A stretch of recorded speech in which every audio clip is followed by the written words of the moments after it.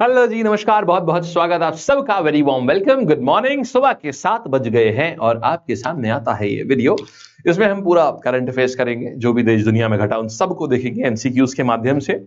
और आप इस चैनल को यहाँ पर ये सब्सक्राइब करेंगे, यहाँ पर अमेजिंग सा जो कंटेंट होता है हमारा, यहाँ पर इसको रोजाना देखने के लिए, ठीक है जी। Here is your channel, alright.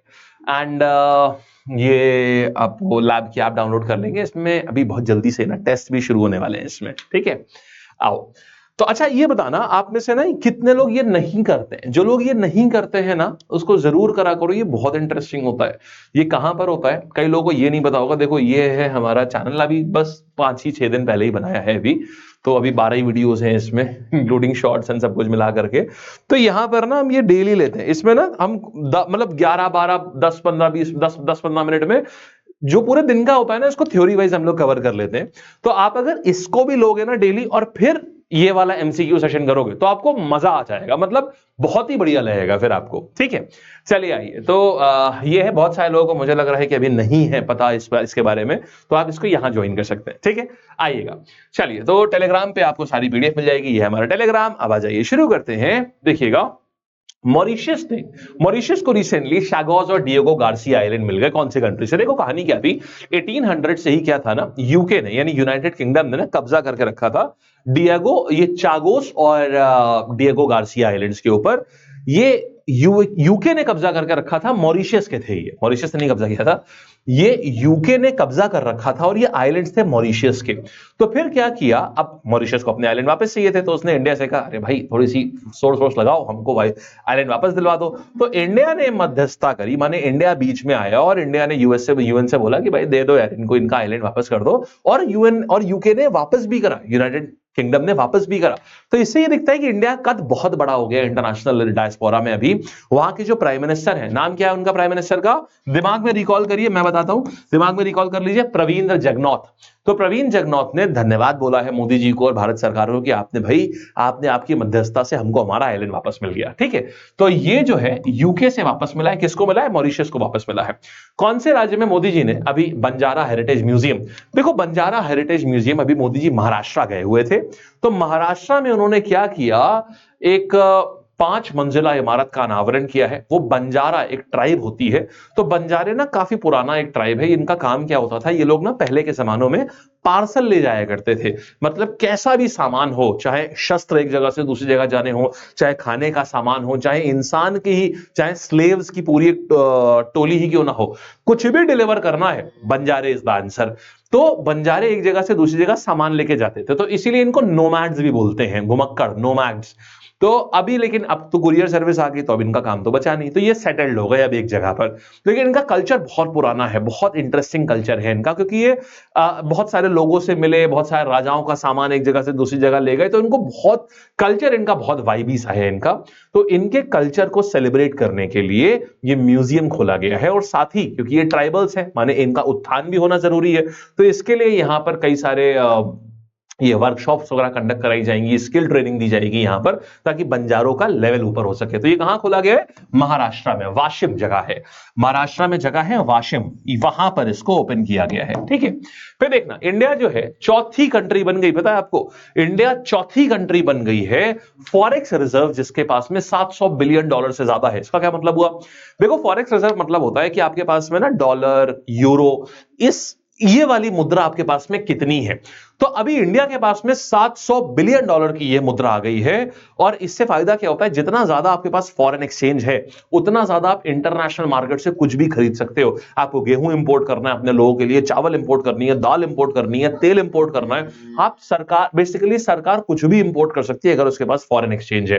तो ये बहुत बड़ी बात है कि हमारे पास $700 बिलियन के हमारे पास फॉरेन एक्सचेंज आ गया है, और इंडिया के पास दुनिया में चौथे नंबर पे हाईएस्ट फॉरेन एक्सचेंज है। हमसे ऊपर कौन कौन सी कंट्रीज हैं? चाइना है, जापान है और स्विट्जरलैंड है। ये 3 कंट्रीज हैं जो हमसे ऊपर है, और हमारा स्थान चौथे नंबर पे आ चुका है, ठीक है। बहुत बड़ी बात है ये। चलिए और आगे आते हैं। फिर देख रहे हैं एयर डिफेंस सिस्टम, अभी रिसेंटली भारत ने टेस्ट किया है। देखो ये क्या है, इसको बोलते हैं very short range air defence system. समझ गए? Very short range air defence system, इसका मतलब क्या होता है? ये ऐसा है कि जैसे छोटी छोटी जो जीप होती है ना, जीप के ऊपर भी मिसाइल सिस्टम रखा जा सकता है ये वाला, और कहीं भी लेके जाया जा सकता है। इसके इसलिए करा जा रहा है कि जैसे आपने अभी देखा ईरान और इजराइल ये सब जब युद्ध हो रहे हैं, तो इनके शहरों पे ये लोग मिसाइल और बॉम्ब बरसा रहे हैं। तो कल को अगर मान लीजिए लखनऊ में ऐसी किसी ने मिसाइल फायर कर दी, मुंबई के ऊपर किसी ने ऐसी मिसाइल फायर कर दी, दिल्ली पे कर दी, हैदराबाद पे कर दी, इंदौर पे कर दी, तो फिर क्या हाल हो जाएगा? बहुत ज्यादा त्रासदी हो गई है ना।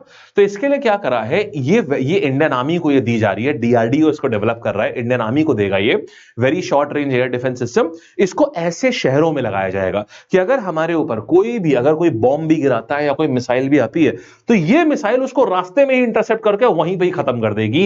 ये है very short range air defence system. Alright, चलिए बढ़े आगे। बस इसको कहते हैं वेरी एयर डिफेंस सिस्टम, जो इंडिया ने सक्सेसफुली अभी टेस्ट किया है। और आगे आते हैं, फिर देखिएगा किसको अपॉइंट करा गया है new executive director of reserve bank of India. RBI के नए डायरेक्टर के रूप में किसको अपॉइंट किया गया है? तो आरबीआई के जो नए डायरेक्टर हैं इनका नाम क्या आ जाएगा?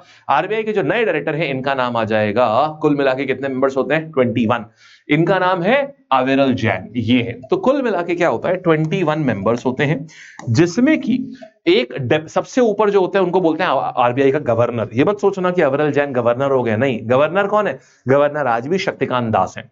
इनके बाद में 4 डेप्यूटी गवर्नर होते हैं, ठीक है। एक गवर्नर हो गए जिनका नाम है शक्तिकांत दास। दूसरे नंबर पे कौन आ गए? 4 डेप्यूटी गवर्नर। तो एक गवर्नर होते हैं, 4 डेप्यूटी गवर्नर होते हैं, समझे? 4 डेप्यूटी गवर्नर होते हैं और 10 एग्जीक्यूटिव डायरेक्टर होते हैं, ठीक है। 10 जो है ये एग्जीक्यूटिव डायरेक्टर होते हैं। क्लियर? तो इसको बोलते हैं हम क्या? ये पूरा आरबीआई का हिसाब किताब हमारे पास यहां सामने आ जाता है। तो किसको अपॉइंट करा गया? New executive director of reserve bank of India, ये आ जाते हैं अविरल जैन हो जाएंगे। और आगे बढ़ते हैं, फिर देखिए किसको, कौन नए चीफ जस्टिस ऑफ नेपाल, किसको बनाया गया है new chief justice of Nepal? तो नए चीफ जस्टिस ऑफ नेपाल कौन है? ये अभी देखो हम आपको तीनों चीजें बताते हैं। अभी प्रेसिडेंट ऑफ नेपाल कौन है? प्रेसिडेंट ऑफ नेपाल का नाम है रामचंद्र पौडेल। फिर प्राइम मिनिस्टर ऑफ नेपाल कौन है? केपी शर्मा ओली। देखो प्रेसिडेंट की बात करेंगे तो रामचंद्र पौडेल, प्राइम मिनिस्टर की बात करेंगे तो आ जाएगा केपी ओली, और अगर मैं चीफ जस्टिस ऑफ नेपाल की बात करूंगा तो ये आ जाएंगे हमारे पास में प्रकाश मान सिंह रावत। ये नए नए अपॉइंट करे गए हैं, तो प्रकाश मान सिंह रावत ये नए अपॉइंट करे गए हैं, ये चीफ जस्टिस ऑफ नेपाल है, ठीक है। चलिए शाबाश, आगे बढ़ते हैं। आइएगा, फिर पंकज आडवाणी ने अभी स्नूकर टाइटल जीता है। पंकज आडवाणी देखिए भारत के सबसे बेहतरीन स्नूकर प्लेयर हैं। स्नूकर और बिलियर्ड्स सिमिलर खेल होते हैं, बट स्नूकर जो स्नूकर में 21 बॉलें इस्तेमाल होती हैं, जबकि यहां पर बिलियर्ड्स में 3 ही होती हैं। तो दोनों का अलग अलग गेम प्ले भी होता है। खैर, तो अब क्या करेंगे, तो पंकज आडवाणी की बात करें तो इन्होंने सिंगापुर ओपन जीत लिया है। स्नूकर का सिंगापुर ओपन टाइटल जो है इन्होंने जीत लिया है। अब ये वर्ल्ड स्नूकर चैंपियनशिप के लिए जाएंगे, जो कि दोहा में होगा। अब अगर ये जीत गए तो ये वर्ल्ड स्नूकर के चैंपियन हो जाएंगे, अगर ये दोहा में जीत गए तो। फिलहाल इन्होंने क्या जीता है? फिलहाल इन्होंने सिंगापुर ओपन जीत लिया है। सिंगापुर ओपन ये इन्होंने फिलहाल के लिए अभी जीता हुआ है। ये भी एक बड़ा खिताब है भाई। फिर देखिए कौन सी इंडियन एयरफोर्स ने अभी 8 अक्टूबर 2024 को क्या सेलिब्रेट किया? देखो यार, तो कहानी आती है 8 अक्टूबर 1932 की। 8th ऑफ अक्टूबर की बात आती है, 8th ऑफ अक्टूबर 1932।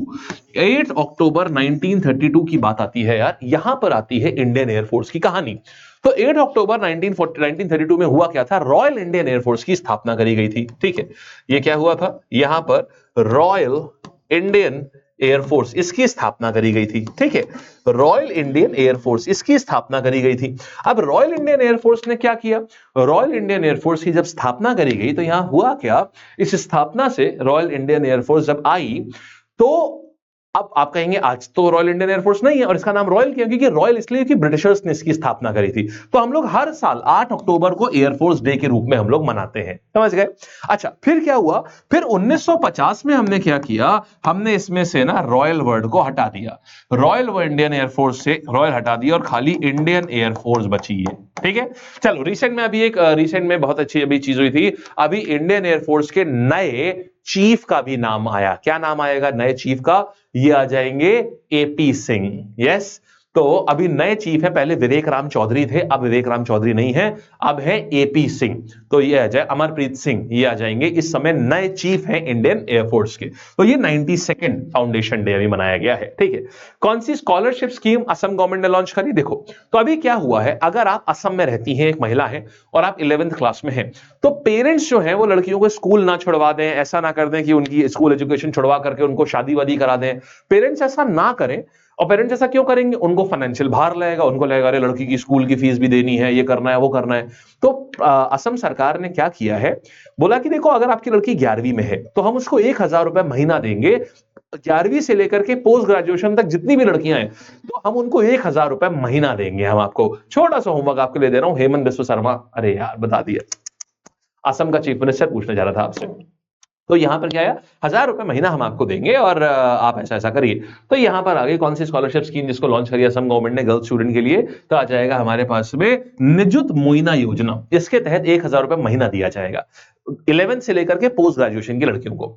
आइए, किसको किशोर कुमार अवार्ड, ये मैंने अभी आपको न्यूज आज की जो किशोर कुमार अवार्ड है, वैसे बता दूं ये कल की न्यूज है। तो किशोर कुमार अवार्ड 2023 का दिया जाएगा, 3 इडियट्स के डायरेक्टर है राजकुमार हिरानी, इनको दिया जाएगा Kishore Kumar award lifetime achievement के लिए। ये अवार्ड दिया जा रहा है राजकुमार हिरानी साहब को। अच्छा, आगे आते हैं हम लोग, ये तो अवार्ड में खाली नाम ही देखना होता है। किसने बोला है कि यूरोनेवल 2000 यहां पर इंडिया ने यूरोनेवल 2024 में पार्टिसिपेट करने की घोषणा कर दी है। कहां होस्ट हो रही है ये, कौन होस्ट कर रहा है इसको? फ्रांस होस्ट कर रहा है यूरोनेवल 2024 को। और आगे आते हैं हम, विशॉर्ड जो मिसाइल सिस्टम है वो टेस्ट फायर, कौन से राज्य में इसको टेस्ट फायर किया गया है? वेल, इसको पोखरन में किया गया। अब बताओ कौन सा आ जाएगा? पोखरन कहां पर है? सो पोखरन आता है हमारा राजस्थान में। तो राजस्थान में इसको टेस्ट फायरिंग करी गई है। Very short range air defence system है ये, बहुत बड़ी हमारे लिए ये एक उपलब्धि है ये बना लेना। फिर आइए देखते हैं देन, कौन से स्पोर्ट में पंकज अडवाणी ने वर्ल्ड टाइटल 2024 में जीता हुआ है? वेल 2024 में कौन से स्पोर्ट में जीता है? 2024 में, वैसे ये सवाल एक्चुअली पता ये गलत है, क्योंकि अभी इन्होंने ना ये बिलियर्ड्स में नहीं, ये इन्होंने जीता है स्नूकर में, या स्नूकर होना चाहिए। सिंगापुर ओपन जीता है लेकिन इन्होंने स्नूकर में जीता, और ये दोनों स्पोर्ट्स अलग अलग हैं। तो इन्होंने स्नूकर में जीता है और सिंगापुर ओपन जीता हुआ है। बिलियर्ड्स वर्ल्ड चैंपियनशिप के लिए तो ये अब जाएंगे, अभी हुए नहीं है, वर्ल्ड टाइटल जीता नहीं है अभी इन्होंने, अब ये जीतेंगे जाकर के। चल फिर देखिएगा, इंडिया का फॉरेन एक्सचेंज रिजर्व जो है वो कितने बिलियन डॉलर्स को एक्सीड कर रहा है अब? तो इंडिया 4th कंट्री बन गई है जहां पर ये फॉरेन एक्सचेंज रिजर्व हमारा किसने को 700 बिलियन डॉलर को क्रॉस कर रहा है। And then how many articles are there? अगर नेपाल के संविधान की बात करें, नेपाल में अभी हमने देखा था चीफ जस्टिस वहां के बन गए अभी, तो नेपाल के संविधान की बात करेंगे अगर हम, तो नेपाल में 7वां संविधान चल रहा है इस समय, 7th टाइम संविधान वहां चेंज होकर के 7वां संविधान लागू किया गया है। सन 2008 तक वहां राजा हुआ करते थे, 2015 से वहां पर सरकारें बनना शुरू हुई हैं, और तो तब जितनी बार कुछ बदलता है वहां का संविधान ही बदल जाता है। तो 7वां संविधान चल रहा है जिसमें 296 आर्टिकल्स हैं इनके इस संविधान में। और अभी हमने इनके पड़ोस में प्रेसिडेंट भी देख लिए, प्राइम मिनिस्टर भी देख लिए, ठीक है। फिर देखिएगा पंकज अडवाणी ने अभी हॉल ऑफ फेम, हाँ ये देखिएगा, तो वर्ल्ड बिलियर्ड्स म्यूजियम शांग्रो सिटी है। अभी इंडिया के probably one of the only player हो गए हैं पंकज अडवाणी जिन्होंने बिलियर्ड्स के हॉल ऑफ फेम, जैसे टेनिस का हॉल ऑफ फेम है ना यूएस में है वो, जिसमें विजय अमृतराज और लिएंडर पेस इनको जगह मिली है। तो उसी प्रकार आपको मालूम है ना मैं क्या बोल रहा हूं, विजय अमृतराज, लिएंडर पेस, इनको टेनिस के हॉल ऑफ फेम में जगह मिली है, यूएस में है ये।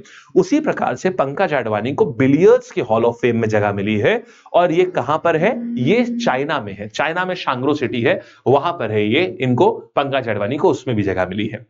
आइए, कौन से जेंडर को नेपाल, अच्छा नेपाली कॉन्स्टिट्यूशन में बता दूं आपको, नेपाली संविधान के हिसाब से स्त्री, पुरुष और तीसरा जेंडर, माने जो ये होते हैं जो थर्ड जेंडर यानी जो यूनक्स होते हैं, इनको भी रिकॉग्नाइज किया जाता है। नेपाल का जेंडर ये इनके अगेंस्ट क्राइम को भी रिकॉग्नाइज करता है, और ये सारी चीजें, ये एक नोबल फीचर है नेपाल के कॉन्स्टिट्यूशन का। आ सकता है क्योंकि इनका चीफ जस्टिस न्यूज में है इसलिए, तो ये अच्छे फीचर्स हैं ये। तो ये थर्ड जेंडर को, मेल फीमेल को तो हर कोई करता है, बट ये थर्ड जेंडर को भी रिकॉग्नाइज करते हैं, इनका संविधान रिकॉग्नाइज करता है पूरा। नेपाल के नए प्रधान न्यायाधीश किसकी सेवा? ये तो आपको देखिएगा चलिए अब आप कॉमन सेंस से देखना, इनमें से जो अभी रिसेंटली जो चीफ जस्टिस आए हैं, प्रश्न क्या है सुनिएगा, कह रहा है कि जो अभी चीफ मिनिस्टर जो आए हैं, बताइए वो किसके रिटायरमेंट के बाद, वो चीफ जस्टिस साहब जो है वो किसके रिटायरमेंट के बाद आ रहे हैं। अब देखिए छोटा सा एक बार ना, जरा एक बार छोटा सा कॉमन सेंस लगाइएगा जरा, क्या देखो, रामचंद्र पौडेल ये तो प्रेसिडेंट है वहां के, केपी शर्मा ओली, मैंने इसीलिए आपको ये सवाल डाला था सिर्फ एलिमिनेशन सिखाने के लिए। कई बार करंट अफेयर्स में ना आपको चीजें नहीं आती होंगी, लेकिन तब भी ना थोड़ा कॉमन सेंस लगाना। देखो ये तो प्रेसिडेंट है, ये हो नहीं सकते, ये प्राइम मिनिस्टर है, ये हो नहीं सकते। विद्या देवी भंडारी पहले प्राइम मिनिस्टर रह चुके हैं, तो ये भी नहीं हो सकते, क्योंकि प्राइम मिनिस्टर तो चीफ जस्टिस नहीं होगा ना। तो कॉमन सेंस क्या कहता है, ये आंसर है, एग्जैक्टली ये है भी आंसर। तो इससे एलिमिनेशन सीखिए आप। आइए, भारतीय युवा वायुसेना दिवस जो है, इस बार हम किस स्थान पर मेजबानी कौन कर रहा है। देखो वैसे तो हर बार पालम हवाई अड्डे पे या हिंडन हवाई अड्डा गाजियाबाद यहां पर हुआ करता था, इस बार लेकिन अलग है। इस बार क्या हो रहा है, 21 साल के बाद चेन्नई में किया जा रहा है ये। तो भारतीय वायुसेना दिवस कब होता है, हर साल 8 अक्टूबर को भारतीय वायुसेना दिवस होता है, और ये कहां पर हो रहा है, ये आपका चेन्नई में हो रहा है 21 साल बाद। फिर देखते हैं कौन से officer reserve bank of India का, ये होमवर्क है आपको, ये एक हम आपको होमवर्क दे रहे हैं कि आप बताइएगा, this is your homework question, आप बताइएगा इसका आंसर क्या है। एक सवाल मैं आपके लिए होमवर्क क्वेश्चन छोड़ रहा हूं, ठीक है। चलिए guys, bye bye, tata, take care, thank you. फिर से मिलेंगे हम लोग अपने अगले सेशन में। उम्मीद है कि सब बढ़िया बढ़िया आपको बहुत जल्दी से बहुत अच्छे से टाइमली एकदम सारी चीजें आ गई होंगी, ठीक है जी, थैंक यू।